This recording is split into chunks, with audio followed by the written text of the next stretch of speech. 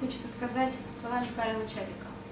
Он заметил как-то, что человек в сущности совершенно не думает о том, что у него под ногами. Всегда мчится, и самое большее взглянет, как прекрасные облака у него над головой. И ни разу не поглядит себе под ноги, не похвалит, как прекрасна почва. Ну а между тем, почва, конечно, имеет большое значение, как уже было сказано в фильме, для поддержания продовольственной безопасности, для экологических экосистем, для экосистемы планеты и, в общем-то, как я уже сказала, для поддержания жизни как отдельного человека, так и общества в целом. Ну и, как уже говорится, почва не умеет говорить, и мало кто встает на их защиту. Но мы с вами сегодня собрались здесь для того, чтобы еще раз, наверное, вызвать и общественность, еще раз обратить внимание на то, как необходимо нам беречь этот драгоценный природный ресурс. Этот год почвы был официально объявлен ФИФА организацией, и в разрезе именно этого празднования года почв по всему миру было запланировано и уже проведено огромное количество мероприятий и в мире, и в России, и в том числе у нас в Удмуртии было уже проведено несколько мероприятий. И вот как раз сегодняшняя встреча – это одно из мероприятий в разрезе празднования этого Международного года почв. Мне нравится высказывание генерального директора ФАО о роли почв. Он говорит, что разнообразие ролей, которые играет почва в нашей жизни, зачастую остается незамеченным. Почва не умеет говорить, и мало кто выступает в их защиту. Почва – наш молчаливый союзник в производстве продовольствия. И вот недавно прозвучало тоже высказывание Карла Гашека, который тоже очень здорово сказал, что человек бежит по земле и в лучшем случае взглянет на небеса и скажет, как прекрасно облака над моей головой. И практически никогда не взглянет под ноги и не встретит, как прекрасна земля под нашими ногами. Вот это высказывание говорит все о себе. То есть то, что мы имеем, мы не храним. Кажется, что оно нам дано, и оно дано навсегда. И вот это одна из глубочайших ошибок человечества, которая уже расплачивается за эту недальновидность, и в будущем еще больше будут расплачиваться. Вообще, что такое почва? До сих пор идут очень много научных споров, существует много определений.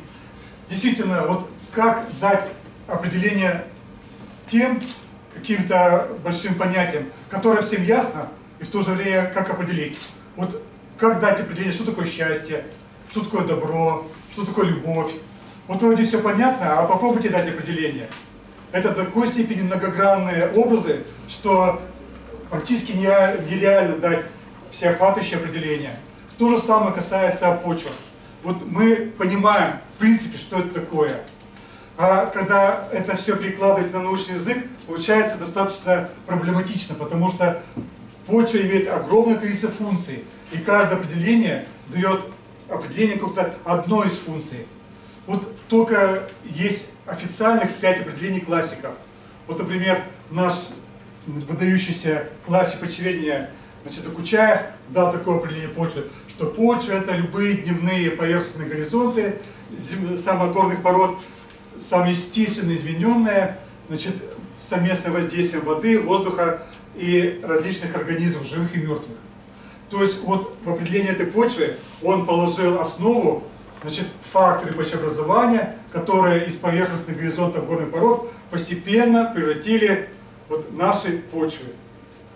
Другое определение почв дал другой классик, выдающийся почвоведения, это Вильямс. Он сказал, что почва – это поверхностные слои земли, обладающие плодородием. Вот это классический подход нас с вами, Homo sapiens, к любому явлению. То есть мы практически являемся с вами, не ругательское слово, паразитами. С чем вам, в принципе, поздравляю.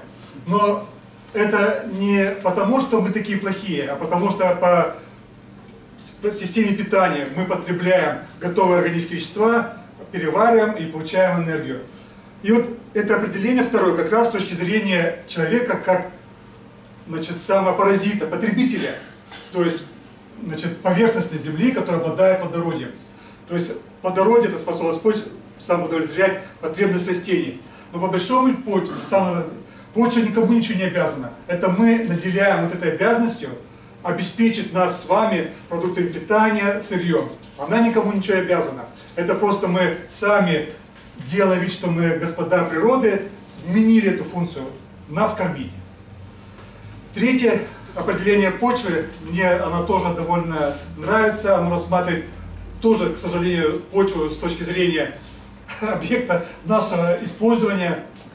И она во главу угла ставит то, что только почва одновременно является средством производства, предметом, то, что именно ее мы обрабатываем, именно она является средством производства и в сельском хозяйстве, и в лесном хозяйстве.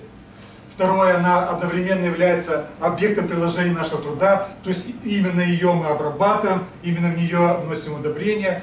И одновременно почва является продуктом нашего труда, потому что под воздействием нашего воздействия она изменяется. И сельскохозяйственные земли, они резко отличаются от природных аналогов. И поэтому вот это определение как раз и говорит, что почва является особым уникальным, значит, объектом природы, который одновременно является средством производства, объектом приложения труда и в какой-то мере продуктом этого труда. Почва — это сложная полидисперсная система, которая состоит из 4 фаз: твердой, жидкой, газообразной, живой.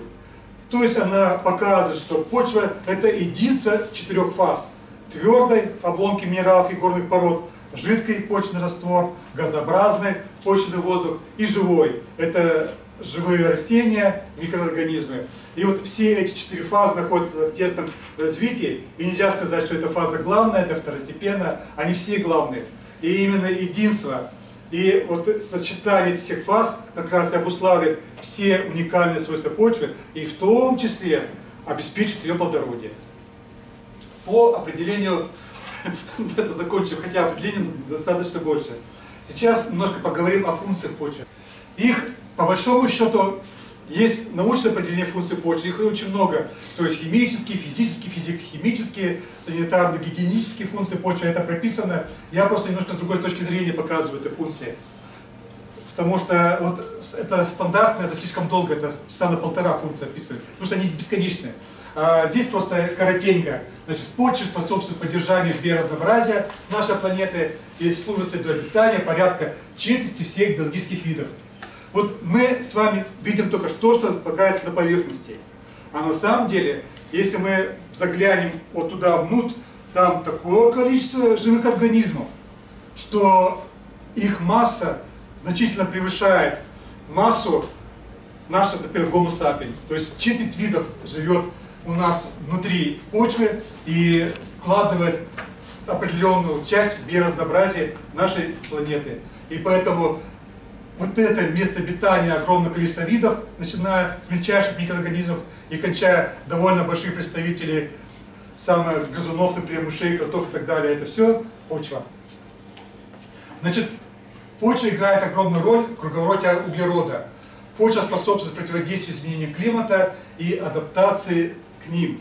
Вот мы, Homo sapiens, к сожалению, проводим огромную разрушительную работу с точки зрения углерода. Мы с вами берем запасы, значит, углеводородов различных, торфа, то есть то, что природа создавала десятки, тысячи, а иногда даже миллионы лет, и мы вот это все в своих топках или электростанциях, или в машинах сжигаем. И вот весь этот углерод, который природа копила миллионы лет, мы сжигаем буквально за 100-200 лет. И в результате этого осуществляется гигантский, я снова подчеркиваю небольшой, а гигантский выброс углерода. То есть органическое вещество, которое природа аккумулировала миллионы лет, оно разлагается до СО2, H2O, аммиака и солей. Вот это одно из преступлений человека перед природой. И вот только благодаря зеленым растениям идет обратный процесс. То есть зеленые растения опять аккумулируют этот углекислый газ и его опять вводят в органическое вещество. И поэтому тут роль почвы, она очень гигантская. То есть она создает базу, чтобы мы могли существовать дальше, а не задохнулись в огромном количестве углекислого газа. Ну и про климат это отдельный разговор, я просто уже не говорю дальше. Значит, в почвах накапливается и фильтруется вода, в результате чего повышается наша устойчивость к наводнениям и засухе. Вот это тоже огромная функция почв, и в первую очередь уникальных почв, которая называется болотные почвы. И вроде бы процесс накопления торфа, он имеет много плюсов и много минусов. И с точки зрения, значит, нас, любимых паразитов, торф – это источник, в первую очередь, это органическое удобрение, сырье для производства, значит, разных соединений в химической промышленности, топливо для электростанций. Но на самом деле огромная роль как раз торфа, как одного из представителей почвы, это именно аккумуляция всех наших выпадающих осадков. Мы с вами знаем, что все реки низинного типа, они вытекают именно из болот. Если мы эти почвы ликвидируем, не будет вот этого мощного аккумулятора, и весной у нас все напрочь смоет, а зато летом у нас реки полностью присохнут. Вот мы считаем это как данность, а на самом деле вот именно за счет, благодаря почве, идет аккумуляция всех осадков, которые поступают сверху, и медленная ее, значит, траты на растения, на поддержание рек, на поддержание микроорганизмов. И поэтому в биоценозе вот эта функция почвы тоже является глобальной и всеобъемлющей. Значит, ну это классика, это точно это наша паразитическая. Почва – это основа для выращивания растений с целью производства продовольствия, волокон, топлива, лекарственных средств. То есть это мы вменили почву, и ее заменить реально невозможно. Мы можем для себя вырастить в искусственном каком-то грунте или воде огурец 2, 3, 10, но накормить человечество с помощью гидропоники или каких-то других способов – это нереально, это невозможно. И поэтому только почва способна накормить все увеличившееся количество населения и обеспечить большим количеством сырьем и лекарственными средствами. Поэтому тут почва является именно с точки зрения наших людей важнейшей, значит, средством производства. Ну, понятно, что в здоровом теле здоровый дух.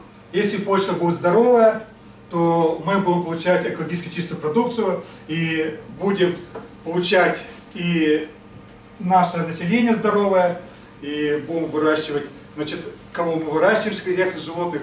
И тут почва как раз одна из важнейших функций почвы, то, что она защитная. Несмотря на то, что мы очень сильно влияем на почвенный покров, и, к сожалению, в большинстве случаев не в лучшую сторону, она связывает многие соединения токсичные и пытается из всех сил производить нормальную продукцию. Но есть предел, если мы этот границы перейдем, то получим огромную бомбу замедленного действия, мы получим продукцию, которую нельзя будет есть. А мы все равно, раз кушать хочется, будем есть и получаем целый комплект заболеваний. Поэтому здоровье почвы – это основа для получения здоровых продуктов. Почва – невозобновляемый ресурс. Их сохранение чрезвычайно важно для обеспечения продовольственной безопасности и нашего собственного будущего. Поэтому, если мы не хотим получить вот такую картину, мы должны прилагать все усилия, чтобы сохранять почвенный покров, и он остался и нашим детям, внукам и правнукам, чтобы наше будущее поколение могло получать достаточно продукции и хорошего качества. И вывод из этих функций. Почва является главным богатством любой страны, во многом определяющим его продовольственную безопасность и, следовательно, политическую стабильность и экономическую независимость. Вот это часто недооценивается. Вот где наше богатство. Это не военные ресурсы и даже не сырье, которое мы сейчас варварски добываем и отправляем большую часть за рубеж. А вот наше главное богатство. По большому счету, у любого государства два богатства. Это почвы и население. Вот если эти два богатства будут нормально содержаться в хороших условиях, тогда любое государство будет процветать. А крах почвенного покрова без вариантов рано или поздно ведет к краху цивилизации. И поэтому на длительном историческом периоде мы можем четко проследить, как только почва деградирует, цивилизации гибнут. И просто других источников получения продукции человечество не нашло. А вот по следующему слайду я чуть-чуть поговорю. Я хочу озвучить именно особенности, значит, почвенного покрова именно нашей республики, потому что мы живем с вами не на Марсе и даже не в Москве, а в Удмуртии. И поэтому вот эти проблемы, они нас касаются, и мы немножко по ним давайте поговорим. Значит, первое. Наш почвенный покров в основном представлен тремя типами почв. Значит, дерново-подзолистыми 68%, серо-лесными 10% и дерново-карбонатными. То есть, к сожалению, нам не повезло с черноземами. Нас эта милость природы не задела, к сожалению. Что имеем, то имеем.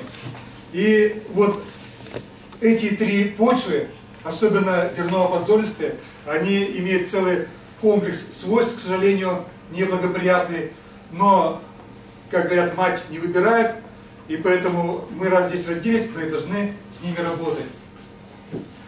Вторая особенность нашей почвенного покрова. Мы расположены в природной подзоне с достаточным увлажнением и умеренными тепловыми ресурсами. То есть у нас южная тайга и только самая северная часть, северной лесостепи. И поэтому у нас с осадками все более-менее нормально, у нас выпадает их довольно много. Все продуктивность почв, она определяется именно тепловыми ресурсами. И поэтому именно тепловые ресурсы определяют культуры, которые мы с вами выращиваем. Почему-то у нас бананы не растут, ананасы не растут. Даже пшеница твердо почему-то не растет. Ассортимент наш культурно определенный и основан именно вот этими природными факторами самообразования. И единственное, что, значит, мы можем немножко регулировать сортами, и благодаря вот сортам, которые в последнее время стали появляться, у нас появляться в Удмуртской республике стала кукуруза. Никита Хрущев не смог ее привить, а вот с появлением новых сортов она вошла прочно в ассортимент наших культур. У нас вот сейчас сорго появилось, проса появилась, их раньше не было. Виноград у нас появился, его тоже, в принципе, никогда раньше не росло. Абрикосы в саду. То есть, при желании мы можем выращивать какие-то культуры, но чудес все равно не бывает, и ассортимент ограничен вот этими тепловыми особенностями. Третье. Имеет низкопотенциальное плодородие и для получения урожая требует большие материальные затраты и требует больше материальных затрат на единицу продукции по сравнению с более плодородными почвами, черноземами, каштанами и другими. То есть, в принципе, у нас можно выращивать почти все культуры. Другое дело, рентабельно ли их производить. Поэтому, к сожалению, наша Удмуртия находится в достаточно тяжелом положении, потому что к нам зерно привозят с Казахстана, кукурузу из Кубани. У нас это тоже все растет, но себестоимость продукции получается очень высокая, и поэтому получается дешевле привезти за 1000 километров, чем вырастить эту продукцию на нашей удмуртской земле. Это, к сожалению, но это факт, который, сложно с природой спорить. Следующее. Значит, основная часть пахотных земель подвержена водной эрозии. Данных нет, 70% это было на 95 год. После этого почвенное обследование перестало ежегодно проводиться, и свежие данные, к сожалению, получить это нереально. Но ситуация однозначно не улучшилась, а только ухудшилась. По нашим частным наблюдениям, до 90% всех пахотных земель у нас подвержены эрозии. В фильме очень здорово показали, что 1 миллиметр почвы образуется за 100 лет. Вот этот миллиметр может смыться за один хороший дождь. И вот то, что происходит сейчас в нашем сельском хозяйстве, это полный беспредел.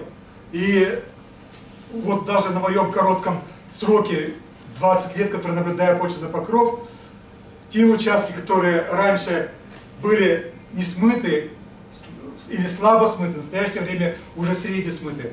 Я боюсь заглядывать, что будет через 20 лет. То есть вот это одна из проблем, которые надо срочно решать и не жалеть денег. Но вот эта государственная политика, к сожалению, не позволяет нам вкладывать именно для решения этой проблемы. Но вот ее откладывать нельзя. И последнее хорошее.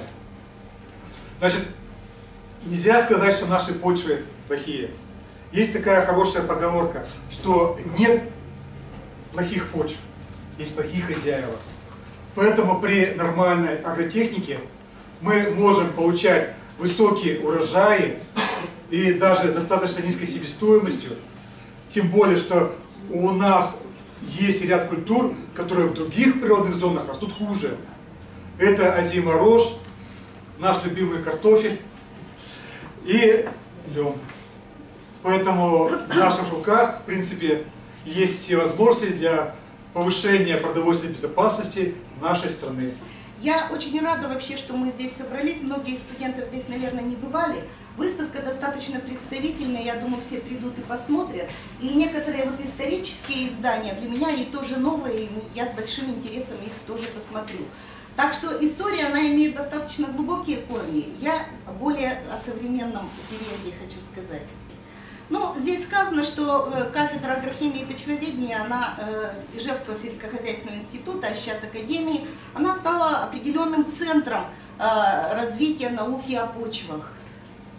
И вот наука о почвах, она связана с несколькими именами. История науки о почвах. Это Игорь Иванович Вараксин, доцент кафедры почвоведения. Этот человек очень был оригинальный, к сожалению, он ушел уже из жизни, очень оригинальный, очень интересный. И он стоял у истоков, можно сказать, формирования кафедры, участвовал в очень больших работах.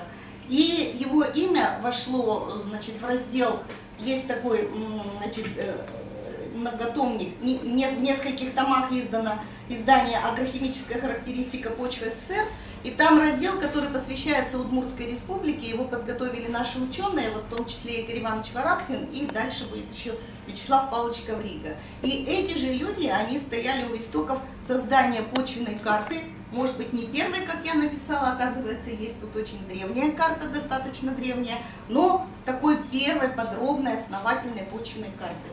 И вот Вячеслав Павлович Коврига. Его имя, конечно, уже прочно вписано в анналы истории науки о почвоведении. Он создал школу почвоведения, у него большое количество учеников, которые продолжают и развивают, в общем-то, эту науку. Он также, значит, его имя вписано в число авторов сборника «Агрохимическая характеристика почв». И, значит, соответственно, карты Удмуртской республики, почвенные карты. Ну, а также он издал учебник, который вот здесь представлен, «Почвоведение с основами геологии». Это учебник российского масштаба, мы этим очень гордимся. И монография почвы Удмуртской республики. Вот здесь он выпускник Тимирязевки, и здесь он на фоне монолитов почвенного музея, значит, который в Тимирязевке есть. Вячеслав Павлович, собственно говоря, и создал почвенный музей, он является создателем почвенного музея нашей кафедры. Вот это самая, пожалуй, интересная страница, и здесь из присутствующих вот есть Герцен Петрович Зюин, которого можно вот в верхнем ряду даже увидеть вот этой когорты почвоведов. Это были студенты агрономического факультета, которые откликнулись на такой призыв провести масштабное почвенное обследование Удмуртской республики. Вот это выезд от корпуса на Кирова 16, в котором мы сейчас и живем, и учимся. Значит, полны энтузиазма эти молодые люди. Они своими ногами прошагали огромное количество дорог, порой бездорожья, значит, провели почвенное обследование. Многие из них потом, значит, заняли свое место в когорте ученых в области агрохимии и почвоведения и сделали очень много полезного для Удмуртской республики в дальнейшем. Здесь, значит, аспирантура.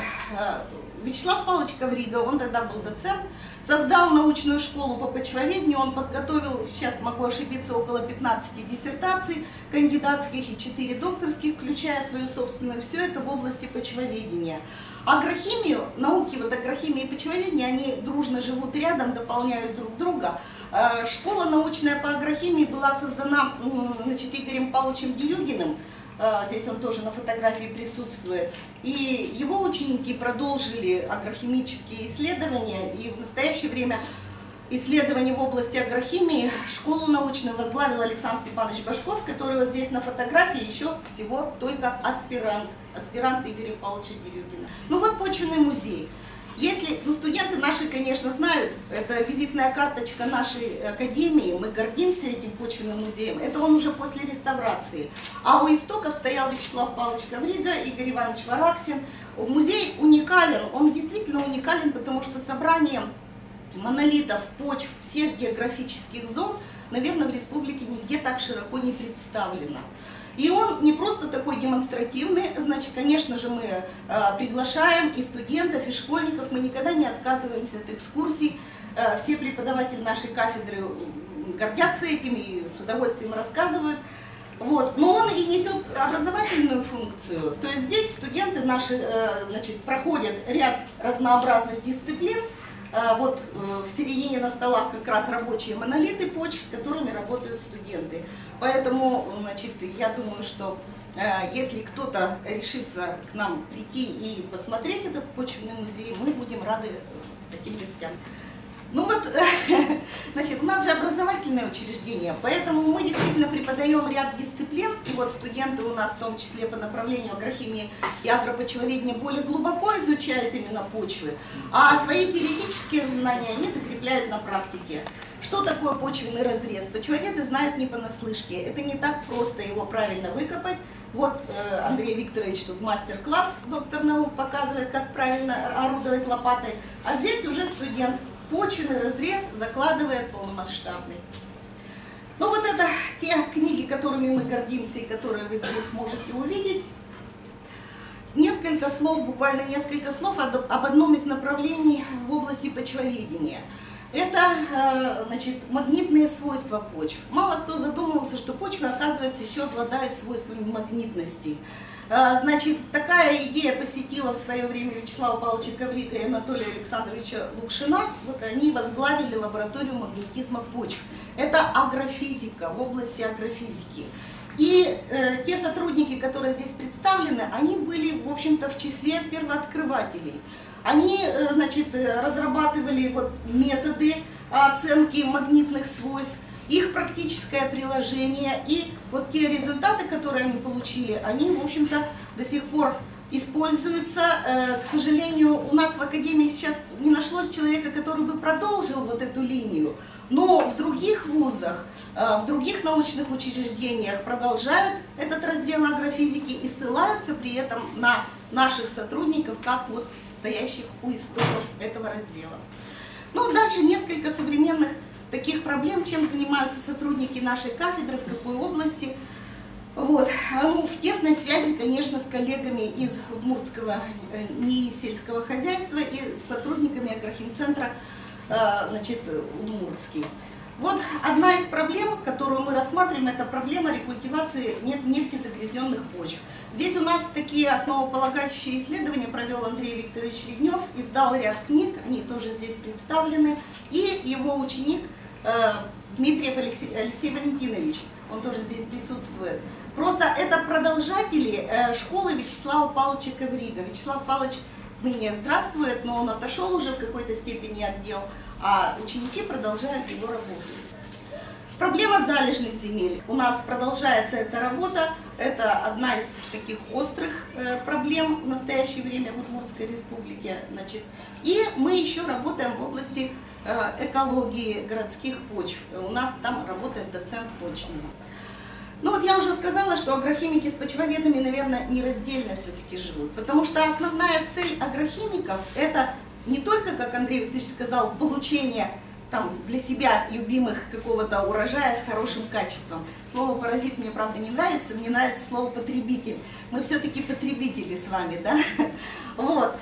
Но агрохимики всегда держат в уме, что не менее важная задача по сравнению с получением продукции – это воспроизводство плодородия почв.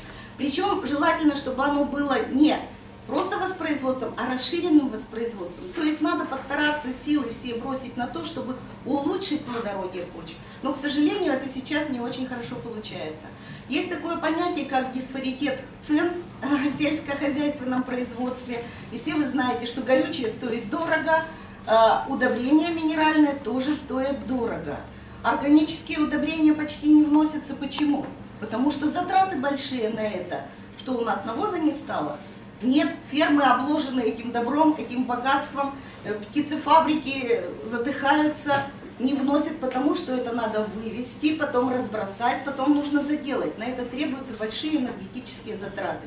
И вот, к сожалению, получается, если в Древнем Риме вносили навоз, вносили мергель, вносили там еще какие-то вещества, значит, мы в современных условиях, многие хозяйства не в силах понести такие затраты. Здесь, конечно, ожидается только помощь государства, ничего не поделаешь.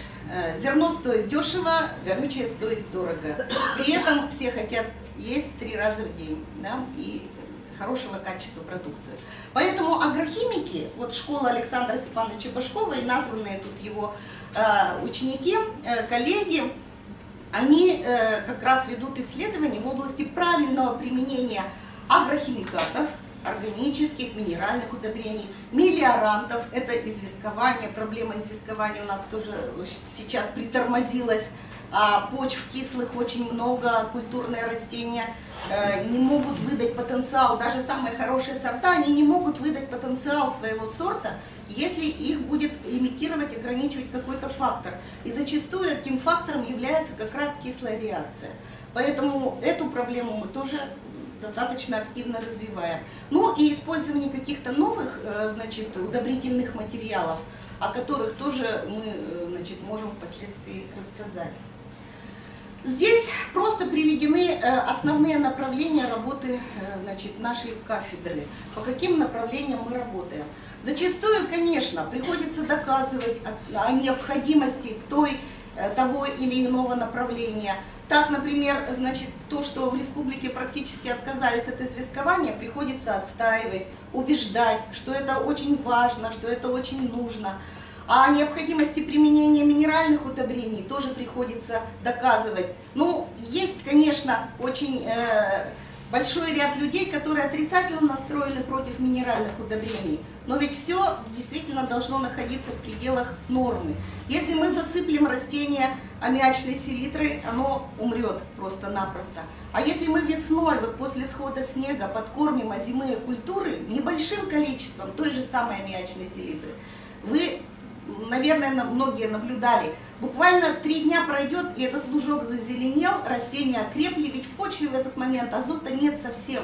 Процессы нитрификации остановлены, просто не прогрелась еще достаточно почва. Небольшое количество азота, и растения пошли в рост. То есть все необходимо применять в разумных пределах. Но я хочу еще раз подчеркнуть, что мы в тесном контакте работаем с УГНИИСХ, работаем в тесном контакте с Агрохимцентром, с очень многими, значит, учреждениями образовательными нашей страны и научно-исследовательскими тоже. Вот это ландшафт типичный для Удмуртской республики. Действительно, так сказать, человек, который родился в средней полосе, он не может не восхититься вот именно этим ландшафтом. Не пальмами, там, морем или чем-то еще, а вот именно этим.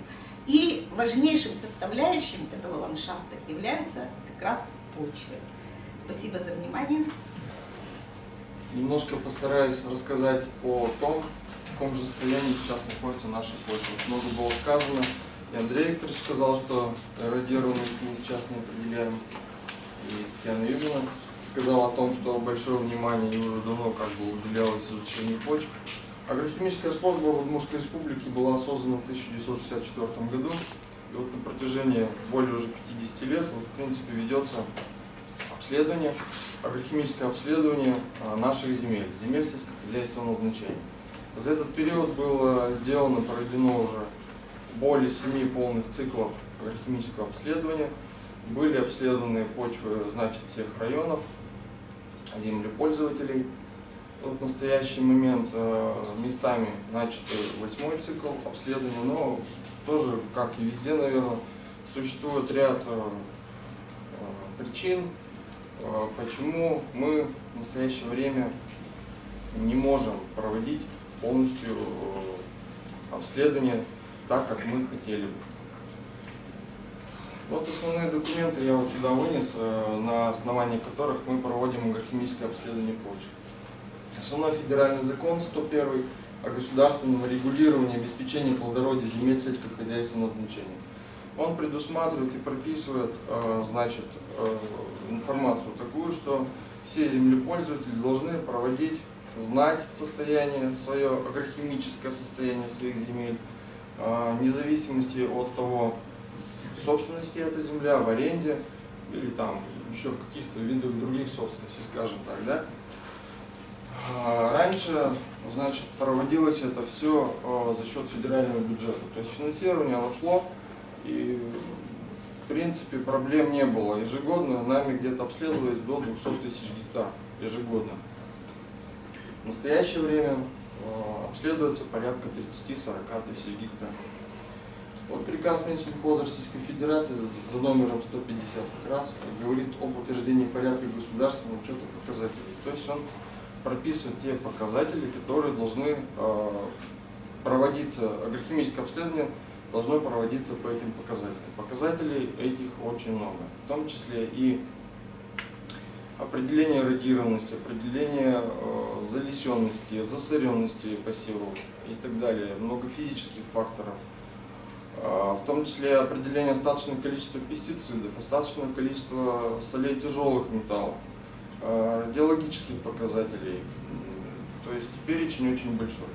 Но опять же, повторюсь, ввиду отсутствия в настоящий момент, в настоящее время федерального финансирования, бюджетного финансирования, будем говорить, этот перечень, ну, процентов, наверное, 30 на сегодняшний день из этого перечня мы проводим только.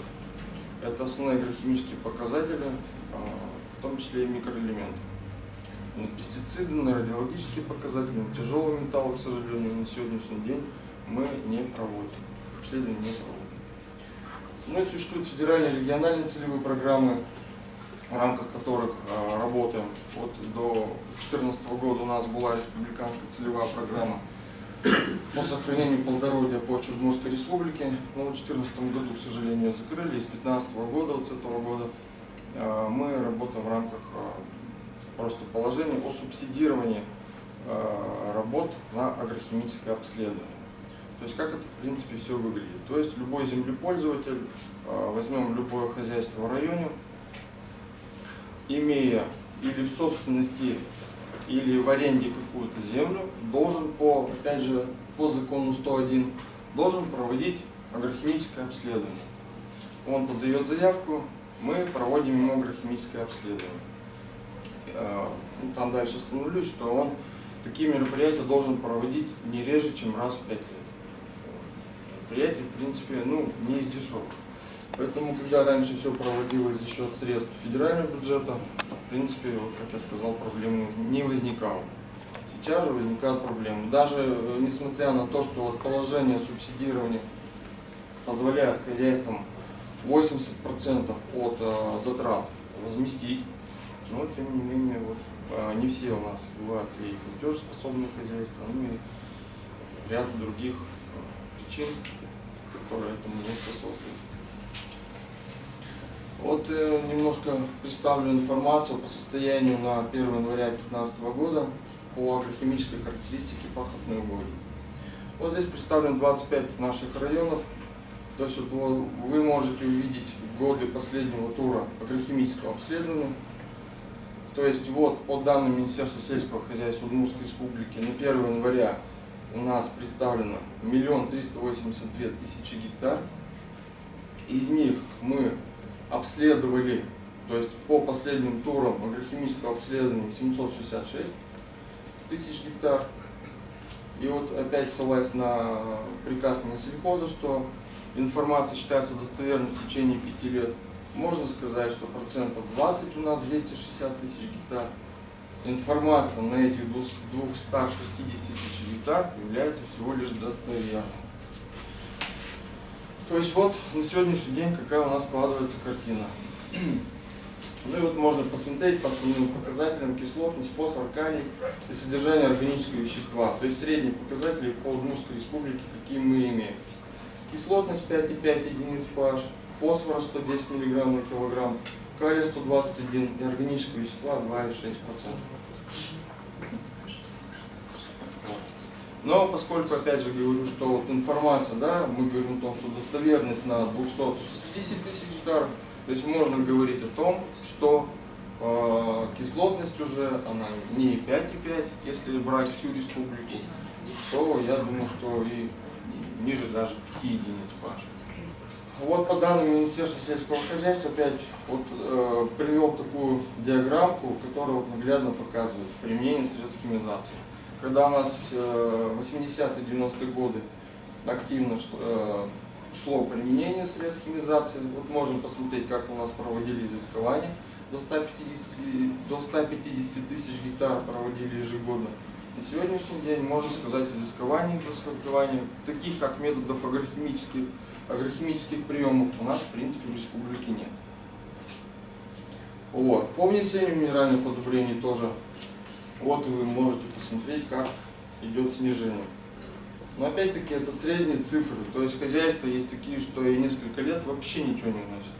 То есть в основном здесь дают цифры средние данные, в основном несколько районов, такие как Волжский район в основном. То есть вот они основные, скажем так, хозяйства, которые вносят минеральные удобрения. Вот здесь я показал, как идет изменение по годам именно основных агрохимических показателей. Фосфор у нас идет немножко вот снижение, уже пошло снижение. Калий остается примерно на том же уровне. И доля кислых почв, вот о чем говорили, да, мы уже все говорим. То есть как она резко идет возрастание. То есть вот порядка 50% у нас возросла кислых почв. И это только по нашим достоверным данным. То есть вот тут даже страшно представить, какие цифры в действительности могут быть. Вот на примере Волжского района я хотел показать, как вот идет увеличение площади кислых почв. То есть вот здесь 3 тура последнего агрохимического обследования. И здесь видно, 29% было в 90-х годах доля кислых почв. В 2004 доля кислых почв увеличилась уже до 47%. В 2009 году 36%. Но опять-таки площадь обследованных земель, видите, как изменилась с 48 до 14 тысяч гектар. Вот по Глазскому району, несмотря на снижение обследованных почв, площадь кислых почв, видите, она даже еще выросла, больше стало, чем 50%. Еще надо учитывать тот фактор, что сейчас в основном, как я уже сказал, не все могут позволить, да? Поэтому в основном здесь сделана выборка, уже, скажем так, обследование в последние годы идет по самым сильным, крепким хозяйствам. То есть там, где все-таки технологии соблюдаются, у которых, в принципе, и частично и удобрения вносятся, то есть которые, скажем так, немножко следят за уровнем, за состоянием своих земель. То есть если мы будем говорить, опять же, о всех площадях, то я думаю, они цифры эти будут больше. Ну вот хотелось закончить словами, опять же, Андрей Викторович говорил уже о том, о необходимости и о значимости. Вот эти слова, мне кажется, тоже в полной мере отражают как раз всю значимость и необходимость того, что мы должны заботиться и сохранять то, что нам дано. Загрязнение почвенного покрова происходит практически при всех видах хозяйственной деятельности человека. Основными источниками загрязнения почвы являются предприятия черной цветной металлургии, нефтеперерабатывающие предприятия, сельское хозяйство, автотранспорт и прочие различные источники. На слайде вы можете увидеть причины, то есть пути, по которым поступают тяжелые металлы в почву. Эти источники делятся на природные и техногенные. То есть к природным относятся выветривание горных пород, эрозионные процессы, вулканическая деятельность. К техногенным относится добыча полезных ископаемых, сельское хозяйство, сжигание топлива и влияние автотранспорта. Загрязнение почв тяжелыми металлами имеет сразу две отрицательные стороны. То есть, во-первых, поступая по пищевым цепям в растения, оттуда в организм животных и человека, они вызывают заболевания и приводят к росту заболеваемости и снижению продолжительности жизни. Также происходит снижение количества и качества урожая сельскохозяйственных растений и животноводческой продукции. Во-вторых, накапливаясь в почве в больших количествах, они, то есть тяжелые металлы, способны изменять многие ее свойства. Таким образом изменяются прежде всего биологические свойства почвы. Это снижение общей численности микроорганизмов, снижение их видового состава, то есть сужение видового состава, падает интенсивность микробиологических процессов и активность почвенных ферментов. Также загрязнение тяжелых металлов может привести к изменению и физико-химических свойств почвы. То есть меняется структура pH среды и иные показатели. Результатом этого является частичная, а в ряде случаев и полная утрата почвенного плодородия. Устойчивость живых организмов, прежде всего растений, к повышенным концентрациям тяжелых металлов, это, то есть способность их накапливать высокие концентрации металлов, могут представлять некую опасность для здоровья людей, поскольку они допускают проникновение загрязняющих веществ в пищевые цепи. По вопросу санации загрязненных тяжелыми металлами почв существует два основных подхода. Первый, значит, направлен на очищение почвы от тяжелых металлов, то есть путями промывок, извлечения тяжелых металлов из почвы с помощью растений, то есть фиторемедиации, и удаления верхнего слоя загрязненной почвы. А второй подход основан на скреплении тяжелых металлов в почве и переводе ее в нерастворимые в воде формы, то есть различными мелиорантами, природный циолит, органические вещества, то есть органическое вещество может быть использовано для этого способа. Также расскажу о следующем источнике загрязнения почв, это пестициды. Препараты для борьбы с различными, то есть препараты для борьбы с сорняками, грибковыми болезнями растений, вредителями. В зависимости от назначения эти химические вещества могут быть подразделены на препараты то есть препараты для защиты растений от вредителей и болезней, гербициды и средства послеуборочной, то есть предуборочной и средства предуборочной обработки культур.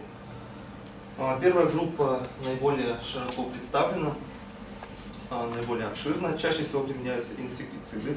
Они могут включать в себя хлорорганические и фосфорорганические и неорганические соединения ртути, свинца, мышьяка и других элементов. При обращении с пестицидами необходимо соблюдать осторожность с дозировкой, транспортировкой и хранением этих веществ. Рациональное использование пестицидов должно осуществляться при помощи снижения норм расхода препарата, оптимизации сроков и способов внесения этих препаратов, подбора препаратов для особых культур и для типа загрязнителя, то есть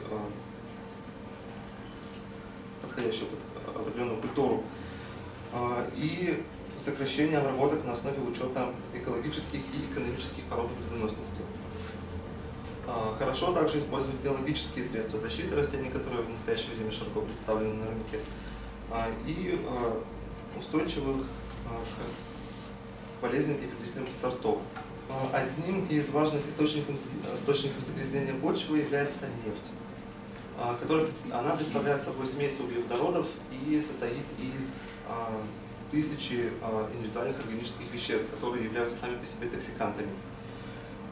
Основной источник загрязнения почвы нефтью – это антропогенная деятельность. Загрязнение происходит в районах нефтепромыслов, нефтепроводов, а также при перевозке нефти. Экологические последствия загрязнения нефтью и нефтепродуктами зависят от параметров загрязнения, свойств почвы и характеристик внешней среды, которые то есть в рисунке представлены на слайде.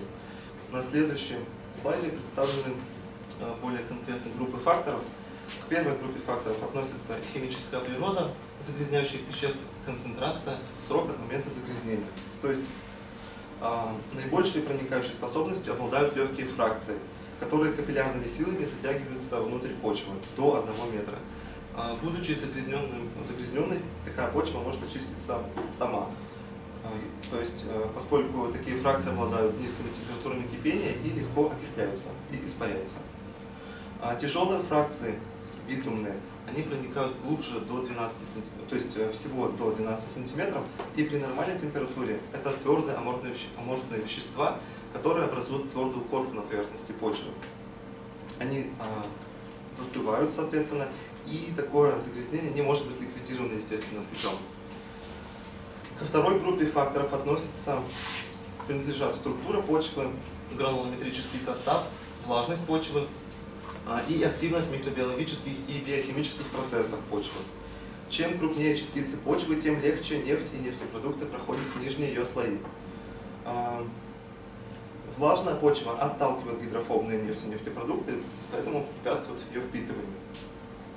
Далее к внешним факторам относятся температура воздуха, ветренность, уровень солнечной радиации и особенно доля ультрафиолетового света в солнечном потоке.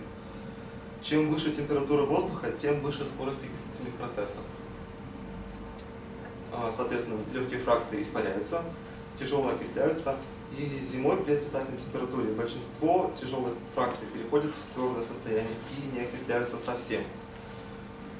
Ультрафиолетовое облучение способствует окислительным реакциям и поэтому сильно ускоряет разложение нефти на поверхности Земли. Восстановление загрязненных нефтепродуктами земель происходит либо засевом культур, устойчивых к нефтяному загрязнению, либо завозом незагрязненной почвы, что осуществляется в 3 основных этапа. Это удаление загрязненной нефтью почвы, рекультивация нарушенного участка и мелиорация. Таким образом, только рациональное использование природных ресурсов будет способствовать оптимальному состоянию почвенного покрова и сохранению его от загрязнения. Всем хорошо известно, что у нас Удмуртская республика является нефтедобывающей республикой. Основных у нас предприятий 2 – Удмуртнефть и Белкамнефть. Кроме того, существует большой ряд мелких нефтедобывающих предприятий. В результате деятельности нефтедобывающего производства происходит техногенное загрязнение почвы, а вообще всей окружающей среды, в том числе и почвенных ресурсов. Загрязнение почвы происходит в результате различных утечек, разливов, наблюдающихся на техногенных объектах. Также возможно загрязнение и в результате вторичного загрязнения, вторичных, вернее, разливов или вторичной миграции. Попадая в почву, нефть способствует тому, что изменяется физико-химический состав, изменяется химический состав, что в свою очередь очень неблагоприятно влияет на различные характеристики почвы, что в свою очередь отражается самым неблагоприятным образом на качественном и количественном составе биоценоза, что влияет на сам процесс устойчивости биосистем и процессы продуктивности. В Институте нефти и газа, то есть у нас, проводятся регулярные исследования по характеристике загрязнения окружающей среды в части именно нефтяного загрязнения. Все это связано, скажем так, с достаточно своевременным оснащением. И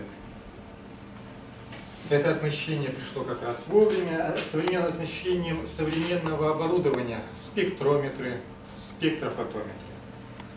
Кроме того, подобная приборная база позволяет диагностировать само нефтяное загрязнение и производить широкий комплекс научных исследований, связанных с миграцией и аккумуляцией элементов преимущественно техногенного характера. Кроме того, в частности, это проведение геохимических исследований, связанных с уточнением границ разведываемых месторождений, разрабатываемых месторождений. Все это позволит в процессе исследования уточнить характер